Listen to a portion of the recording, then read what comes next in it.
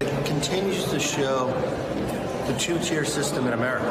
If you were the president's leading political opponent, the DOJ tries to literally put you in jail and give you prison time. If you're a Republican and your last name is Trump, it's different. This is a sad day for the equal application of the law. We all know that. We have two standards of justice in our country, one for people like you and me, and one for the corrupt political class, of which there are many. We've heard it so many times, it's exhausting, right? It is the political rallying cry from the disgraced ex-president and his supporters, this rhetoric about a two-tiered justice system, which does exist. They're right that it exists. There is a two-tiered system of justice. But Donald Trump isn't on the side of it that he thinks he's on. He bragged about being a star who's allowed to do anything. He's not, even in a legal context, a victim of anything. Consider that he was at Fulton County Jail for a total of 20 minutes last night for processing for the 13 felony counts against him in the case, out of 91 total across 4 indictments. Consider the far better position Donald Trump is probably in than the thousands still being held in Fulton County Jail, many of whom are defendants awaiting trial just like he is. And how many times we've been here before, accusations and moments of criminality that have so far left Donald Trump and his entire family and most of his base totally unscathed. Joining our conversation, editor-at-large of the 19th and MSNBC political contributor Aaron Haynes is here. The Rev is still back with us.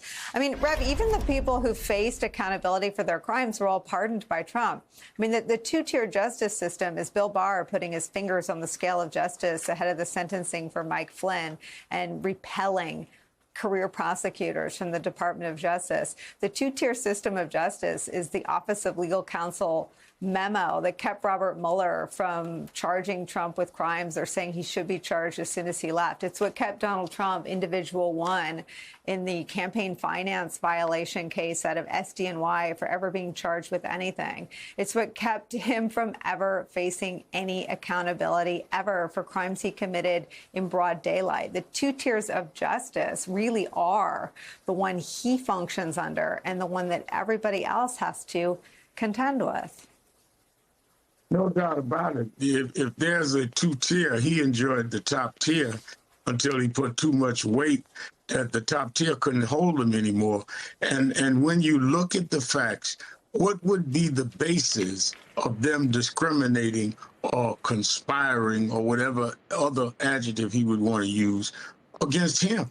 He was a person that was wealthy, he was male, he was white, he had all the advantages. So the system wasn't after him. In fact, he got in a position to appoint those that were over the system, that were the attorney generals, that were those that were in law enforcement. So there is no basis to even entertain that he was being treated or targeted in any way. Again, we're talking about a man who feels singularly that he should have been able to change votes. He wasn't even fighting for his party. He wasn't even fighting for those that endorsed him. It's all about him. It's narcissism with steroids. And I think that people generally in this country get it.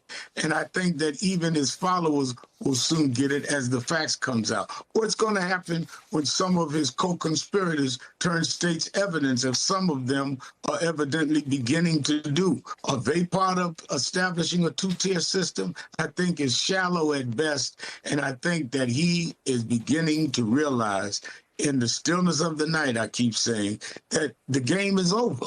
And he's played himself, to a corner that he cannot get out of. You know, Aaron, I don't show a lot of Kevin McCarthy's musings, but I showed that today because we all know what Kevin McCarthy really thought of Trump's criminality on January 6th, because there's some great reporting that had audio tapes of him talking to his own leadership. And he talked about how the 25th Amendment wasn't a fast enough mechanism to get rid of him. He talked about how impeachment would take too long. He was talking about removing him. Mitch McConnell had much more public remarks about Donald Trump. He referred him criminally for exactly this, for prosecution. So we know what the leaders of the Republican Party think of the conduct because they said it out loud. But to hear them recklessly attacking the Justice Department for holding Trump accountable, years and years after the crimes that were committed in full view, just feels like the complete Trump takeover of their minds and spines. You're right, Nicole. I mean, it's a two-tier system that is based on the double standard that former President Trump, frankly, has conditioned the Republican Party to go along with, and now to espouse in their full-throated, ongoing defense of him. To Rev's point, as a native of Atlanta, you can ask anybody who has ever been arrested in Fulton County if they were in and out of Rice Street in 20 minutes. Spoiler alert, they were not. Okay, he's definitely being treated differently than any other defendant. Yes, he had a mugshot, but his stats in terms of his height and weight were questionable. He got to submit those, right? They didn't weigh him. They didn't measure him. But this is all what former President Trump is doing, Kevin McCarthy and other Republicans. What they're all doing is just intended to portray him to the court of public opinion as a victim, as somebody who's being targeted, and really by extension, that they can also be targeted because he's one of them. That's what continues to get him this financial support. It'll be interesting to see how he's able to even fundraise off of this latest booking and appearance and this mugshot. But it's absolutely intended to continue to portray him as a victim because he has spent so long really conditioning people to believe that the rules are fine as long until they have to apply to him.